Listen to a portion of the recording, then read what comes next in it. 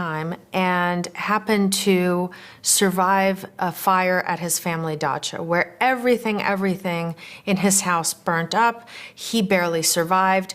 He had to basically rappel out down the house on a sheet naked in order to get out in time. And one of the only things that survived this house fire was this little cross.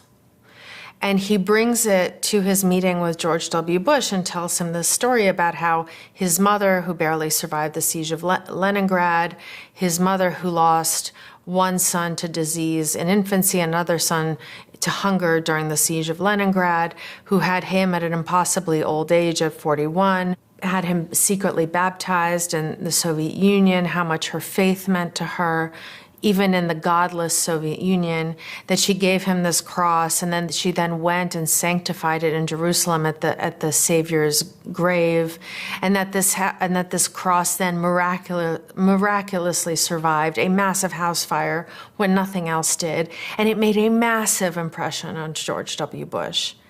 And after that is when George W. Bush says, "I looked into his eyes and I saw his soul." So because he's a specialist in communicating with people. It's amazing because he often sends the other signal, and we've heard people tell us about meetings that he had where even at the same period, even in 2001 with Americans, where he is standoffish and he does the famous Putin slouch and he's argumentative. But it's all part of him projecting power in one situation or trying to win somebody over. He's that calculating in what he does. Remember, for him, projecting strength is important.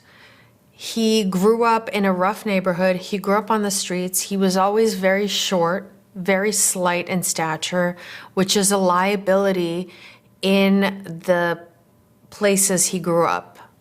And he talks about how he grew up on the rough streets, kind of scrabbling, that he was a punk, that he didn't get into the pioneers because he was a punk, because he had so many disciplinary problems, and that he then took up judo in order to compensate for this, right?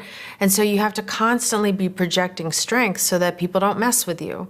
And so he's clearly trying, on one hand, to kind of get through the armor, to endear himself to an American president, but also trying to project strength, right? So don't mess with me, but also you can trust me, but don't mess with me.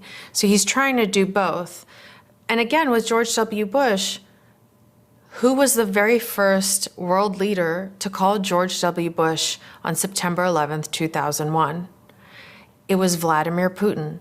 And what did he say when he called George W. Bush on September 11th? He said, you know, "I'm so sorry," etc. But he said, "We've been facing terrorism from radical Islamists for years now. Now you know what we've been facing. Let's work together on this." And that's where this counterterrorism cooperation between the US and Russia grew out of. And it was one of the very last things to go when Russia invaded Ukraine. It was one of the only things to survive the invasion of Crimea in 2014, the poisoning of Sergei Skripal in 2018. It survived all these things, including, you know, the meddling in the American election in 2016. It started that day on September 11th when Putin called to say he was sorry, knowing, you know, that if he beat the crowd,